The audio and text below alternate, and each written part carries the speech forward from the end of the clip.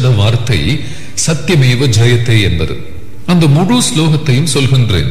சத்தியமேவ ஜெயத்தே ந அன்ருதம் சத்தியேன பந்தா விததோ தேவயானஹ ஏன அக்ரமந்தி ருஷயோ ஹ்யாப்த காமா யத்ர தத் சத்யஸ்ய பரமம் நிதானம்.